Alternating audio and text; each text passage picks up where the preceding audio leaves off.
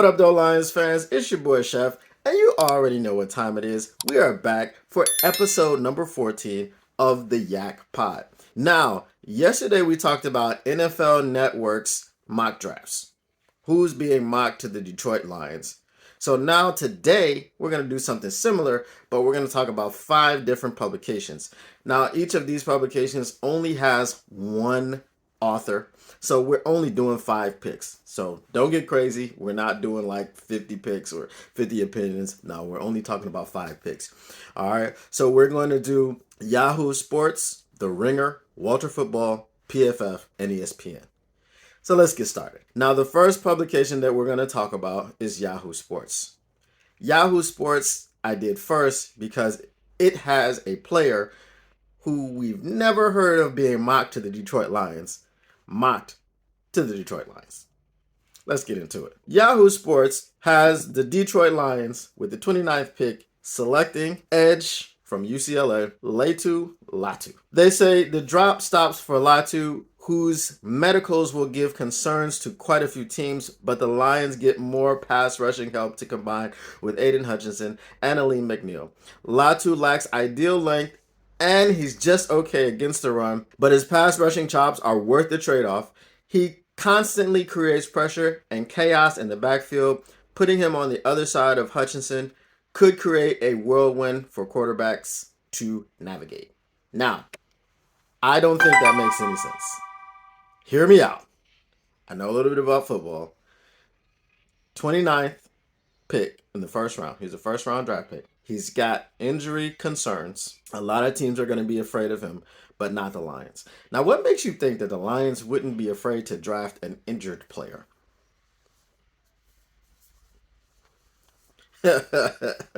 Okay, I get why you think that the Lions wouldn't be afraid to draft an injured player or sign an injured player because, to be honest, Brad Holmes likes to gamble on injured players. But this guy, injuries aside, he's not great against the run. He's just okay. He doesn't have a lot of length. But we're going to take this guy as a second or third down specialist, right? So we've got 1, maybe 2 downs that we're going to put him on the field. And he's going to wreak havoc on those 1, maybe 2 downs. And depending how we revamp the defensive line and the defense in itself, the secondary and all these things, who's going to say how often he's going to be on the field? If you're just drafting him for pass rush, is he the purest pass rusher that you can get at this position in the draft? That's, again, to say that Brad Holmes is even going to stay at 29 because we know he's got some extra picks. He's got that extra third rounder from the Hockenson trade. So I don't think this pick makes a lot of sense. I mean, the scouting report isn't great. And then you're just going to take a flyer on a guy who's going to be a part-time player who may not be healthy enough to stay on the field. And he's already part-time. I'm going to pass on that one. All right. Next, we have The Ringer. And The Ringer mocks. Can you guess? Did you guess? Let me know when you're ready. All right. The Ringer mocks Nate Wiggins, cornerback out of Clemson. Now, we talked about Nate Wiggins yesterday, and we spoke glowingly. So what does The Ringer have to say about Nate Wiggins? It says, expect to see the Lions paired with every cornerback under the sun from now until April. Understandably so. Okay, we already know, as Lions fans, our cornerback play was bad. At some points, it was brutal. And at some points, it was brutally bad. Needless to say, we need to address it. Do we address it solely in the draft? Because I've said before, we probably going to need to sign a cornerback in free agency. If we're a Super Bowl contender, are we really counting on a rookie cornerback coming in and solving all of our issues? If he's good enough, great. But we don't know that. The draft is a crapshoot. We know what the current NFL players are. And I feel like we should sign one and we should run it out that way. But we do need to draft one. And Nate Wiggins is a very good candidate to do so. So what else it says is that, so let's continue. says that we will be linked with every cornerback until April, and understandably so. Playing Kendall Vildor and Cam Sutton through the playoffs went about as you'd expect it to. Again, there's a lot of Kendall Vildor slander, and if he would have caught that interception, it would be, as I said, I want to defend Kendall Vildor. I want to keep defending Kendall Vildor because it's not his fault. He wasn't supposed to be there. He wasn't brought into the Detroit Lions to be a starting cornerback. He was a depth piece, and we needed depth pieces, right? We had Jerry Jacobs. Jerry Jacobs was benched. He was a starter earlier in the season. He had, I think he had 4 interceptions. Then he was benched, and then he was injured, right? So we needed Vildor to come in as a depth piece, and he started. You know what I mean? And that's who we could find. He got cut by the Chicago Bears. We got him off the scrap heap. Even if he was thrown into the fire, he's not. The intention is not for him to be a starter, but that was the situation. Anyway, I'd rather see the Lions spend big money on a free agent, as I just said, as early round cornerbacks can bust like crazy. I think I just said the same thing. So, but if they do indeed make the pick, a high upside player in Nate Wiggins makes sense. Wiggins needs to get bigger in the NFL, but he has length, ball skills, and speed. We can work with that. I agree. We can work with that. That's a much better scouting report than a guy who's not good at anything, that's not pass rush. He can't stay healthy, and he's a part-time player, and let's take him at 29. Versus the only knock against Nate Wiggins is he needs to get bigger, which means he needs to put on muscle, which means he'll get with the strength coach. He'll have a program to put on muscle, to get bigger, get more weight, get stronger, because this is what they're paid to do in the NFL. I don't have a problem with that whatsoever. All right, let's go on to the next one. So the next one we have is Walter Football. Now, this is a guy, again, that I have not heard being mocked, or I haven't seen being mocked to the Detroit Lions. But he says that the Detroit Lions, with the 29th overall pick, select cornerback Cam Hart out of Notre Dame. He says the Lions wanted Devon Witherspoon at number 6, so perhaps they'll obtain a cornerback with this pick. Cam Hart is a big cornerback who limited Marvin Harrison Jr. Limiting Marvin Harrison Jr. seems to be the gold standard of cornerbacks in this draft. If you could limit Marvin Harrison Jr., then you are worth a high draft pick, or you're worth the first round draft pick. But I don't know much about Cam Hart, so I'll have to dive into Cam Hart's film. But Cam Hart is not someone that I've heard being mentioned amongst the Rakestraws, the Wiggins, the Kool-Aid McKinstries. Like, I haven't heard about him too much. So let's see. We'll look at him. But again, I don't hate a corner at the 29th pick. I just need insurance in free agency. Let's go on to the next one. Next, we have PFF. And PFF says, with the 29th overall pick, the Detroit Lions select edge out of Missouri, Darius Robinson. Now, I have seen Darius Robinson mocked to us a lot, right? And we looked in some of his highlights yesterday.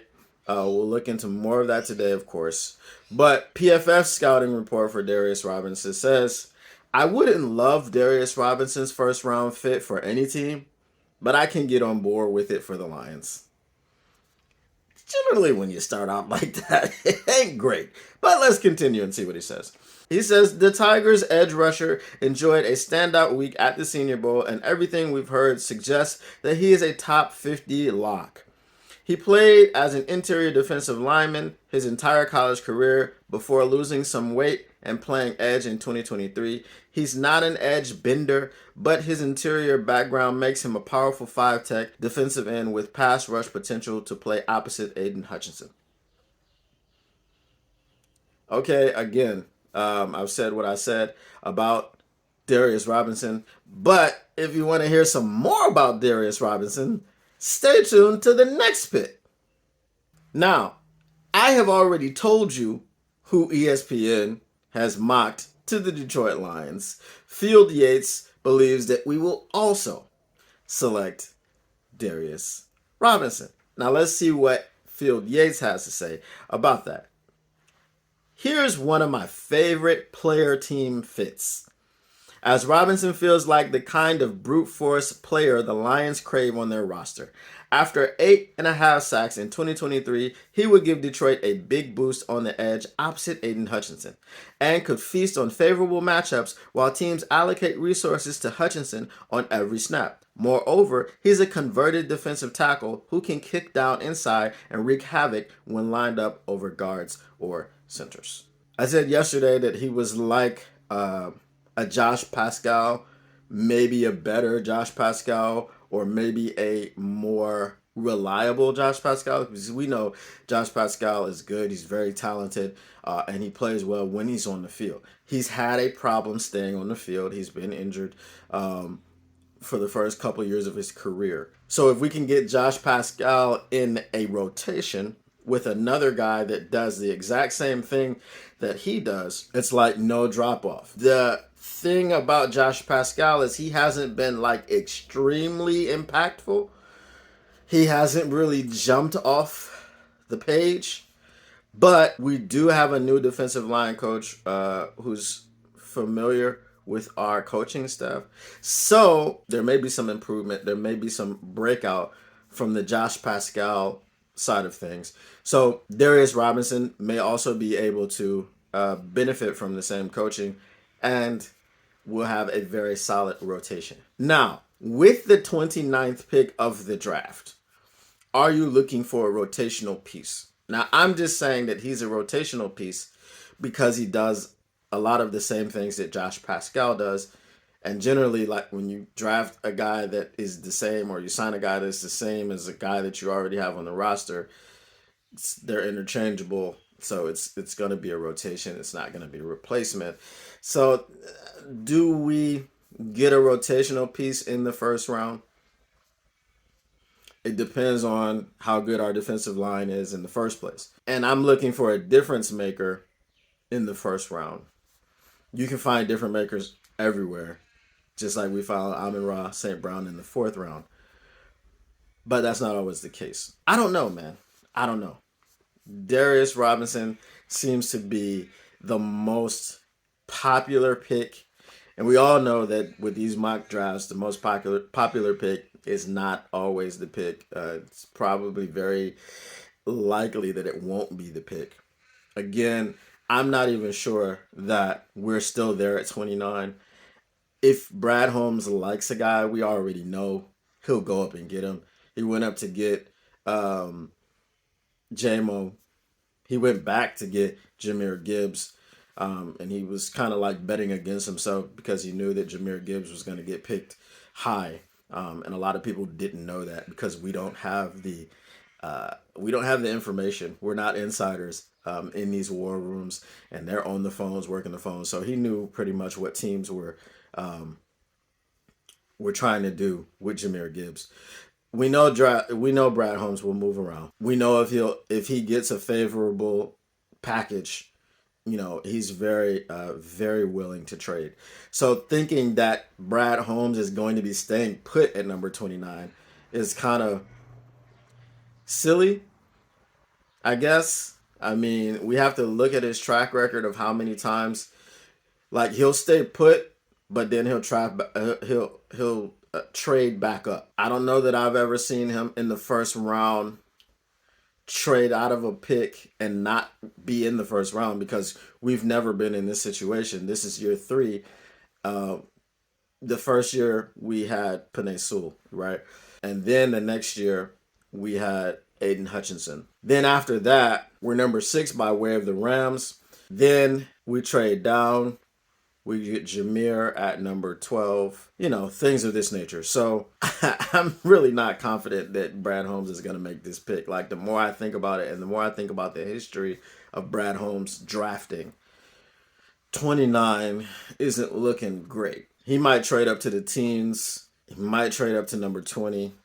I don't know, but I really don't think. Again, it also depends on how many first round draft grades that they have. Remember last year, they only had like 4 or 5 guys that they graded as first round guys.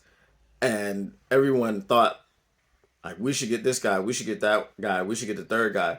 But listening to Brad and Dan talk about it, it wasn't the deep draft that we thought it was. So now coming into this one, again, I don't expect Brad to be there at 29. So with all these mock drafts mocking Darius Robinson to us, again, we probably won't even be there. So if we're not there, it's just pretty much a moot point. Let me know what you guys think about these two new people. We have Leitu Latu and we have Cam Hart. So let me know what you guys think about those two guys. I know what I think about Leitu Latu with the scouting report. I don't think it was a great scouting report. That doesn't sound like a Brad Holmes guy, and it doesn't sound like someone that you drafted 29. It doesn't sound like you draft him in the first round at all. So he seems like a second round guy to me. But again, let me know what you think in the comments. Smash that like button, subscribe, and as they say in the industry, be a friend, tell a friend. Share it with the people, man. Share the vibes, share the stream, share the episode, share the pod, share the wonderment, share the food, share the good, the smells. Yeah, share it, man. Just let them know we're cooking in this kitchen, man. And I will see you guys next time. Peace.